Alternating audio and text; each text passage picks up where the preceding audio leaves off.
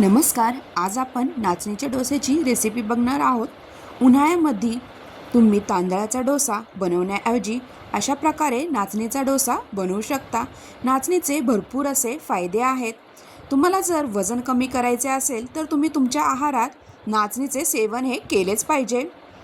व तुम्ही अशा प्रकारे उन्हाळ्यामध्ये लहान मुलांनाही अशा प्रकारे डोसे किंवा इडलीही बनवून देऊ शकता. लहान मुलेही आवडीने खातात अशा प्रकारे नाचणीचे डोसे. आणि हो, जर तुम्हाला मधुमेह असेल तर नाचणी ही खायला अगदी उत्तम आहे. अशा प्रकारे नाचणीचे भरपूर असे फायदे आहेत. तुम्ही इथे बघू शकता, मऊ लुसलुशीत इथे नाचणीचा डोसा झालेला आहे. चला तर मग जास्त वेळ न घालवता आपण रेसिपीला सुरुवात करूया. मी इथे वाटीच्या प्रमाणात नाचणी घेणार आहे. नाचणीला रागी असेही म्हणतात. भरपूर अशी नावे आहेत नाचणीचे.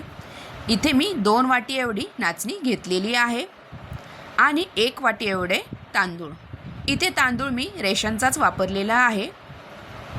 आता आपल्याला हे तांदूळ व नाचणी चांगली स्वच्छ धुवून घ्यायची आहे. नाचणीमध्ये काही कचरा व मातीचे काही खडे असेल तर ते निघून जातील. अशा प्रकारे आपल्याला इथे नाचणी स्वच्छ 2-3 पाण्याने चांगली धुवून घ्यायची आहे. तर तुम्ही बघा, स्वच्छ मी इथे 2-3 पाण्याने नाचणी धुवून घेतलेली आहे. आता भिजवतानाच मी इथे चमचाभर एवढे मेथीदाणे टाकलेले आहेत आणि इथे आपल्याला वाटीभर एवढे उडीद डाळ घ्यायची आहे. आता हे नाचणी आणि उडीद डाळ मी सकाळी चांगले स्वच्छ धुवून भिजत ठेवले होते. दिवसभर चांगले भिजले गेलेले आहे. आता रात्री आपल्याला हे चांगले मिक्सरमधनं बारीक वाटून घ्यायचं आहे. आता इथे मिक्सरच्या भांड्यात थोडे थोडे करून नाचणी व तांदळाचे मिश्रण टाकून अशा प्रकारे बारीक असे वाटून घेतलेले आहे. तुम्ही इथे बघा, थोडं थोडं करून आपल्याला हे नाचणी चांगली वाटून घ्यायची आहे. नाचणी भिजायला 8 ते 9 तास हे लागतातच. छान इथे पेस्ट बारीक आपली नाचणीची होते. बघा, अशा प्रकारे आपल्याला नाचणी चांगली वाटून घ्यायची आहेत. तर मोठ्या अशा पातेल्यात मी हे सगळे मिश्रण काढून घेणार आहे. थोडं थोडं करून मी हे सगळे मिश्रण वाटून घेतलेले आहे.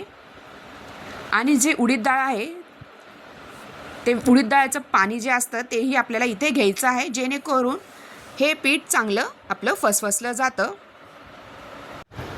अशा प्रकारे उडीद डाळही मी वाटून घेतलेली आहे. उडीद डाळाचे जे पाणी आहे तेही घेऊन चांगलं वाटून घेतलेलं आहे. आता या मिश्रणामध्ये आपल्याला मीठ टाकायचं आहे आणि चांगलं हे मिश्रण मिक्स करून घ्यायचं आहे. आता 10 मिनटं मी हे मिश्रण चांगलं असंच मिक्स करत राहिलेले आहे. जेवढं तुम्ही हे चांगलं फेटून घेता तेवढे सकाळपर्यंत आपले हे पीठ चांगले वरती येते. आपले इथे बॅटर चांगले सकाळपर्यंत फुलले जाते व ह्याच्या डोसे व इडल्याही छान मऊ लुसलुशीत होतात.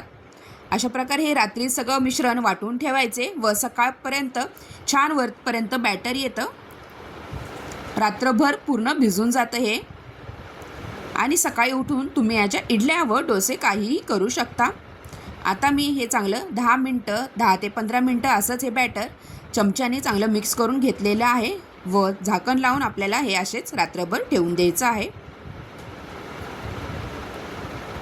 तर दुसऱ्या दिवशी बघा, छान असं बॅटर फर्मेंट झालेलं आहे आपलं. बघा, छान इथं फर्मेंट झालेलं आहे हे नाचणीचे बॅटर.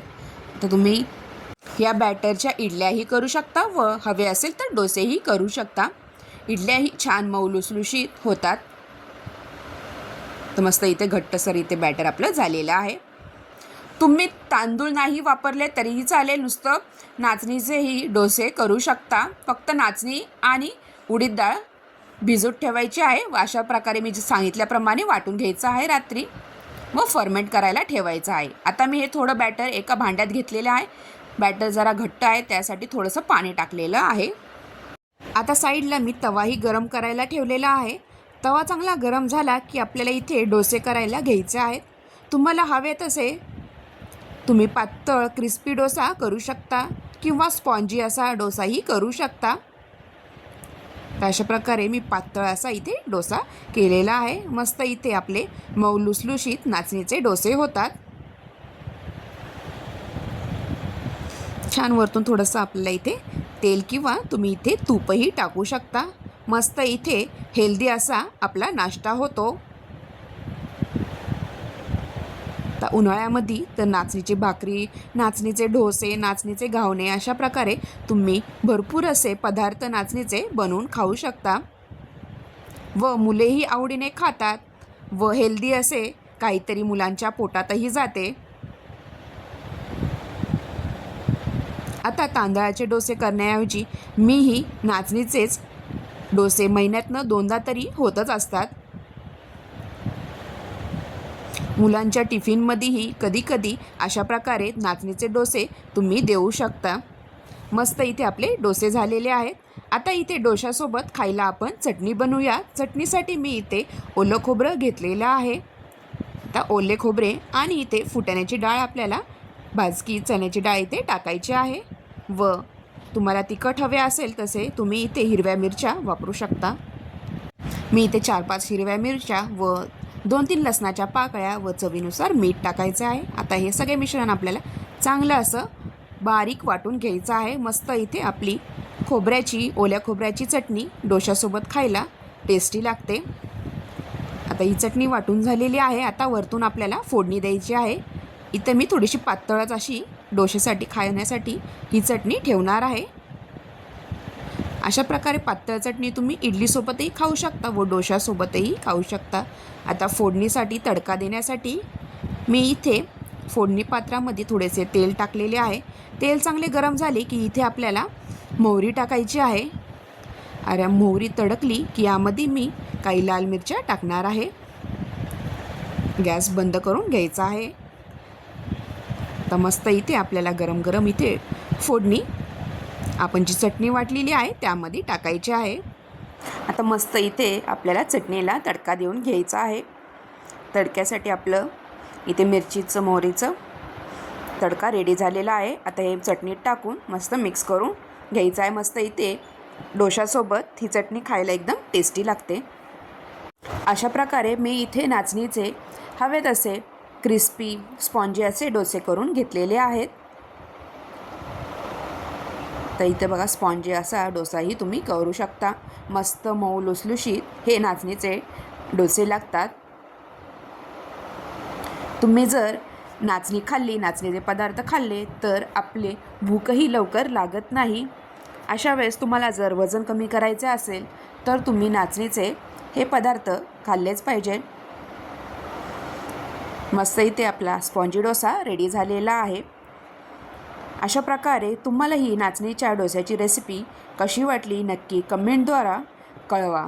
आणि हो, जर तुम्ही माझ्या चॅनलवर नवीन असाल तर प्लीज चॅनलला सबस्क्राईब करा आणि बेल आयकॉनवर क्लिक करा, जेणेकरून तुम्हाला माझ्या चॅनलवर अशाच नवीन नवीन रेसिपीचे नोटिफिकेशन येत राहील. तर मस्त इथे मी 2-3 डोसे करून घेतलेले आहेत. गरमागरम डोसे मुलंही आवडीने खातात. आता आपण एका प्लेटमध्ये मस्तपैकी आपण जी चटणी केलेली आहे ती चटणी आणि डोसे सर्व करूया. तर मस्त इथे आपले डोसे रेडी झालेले आहेत.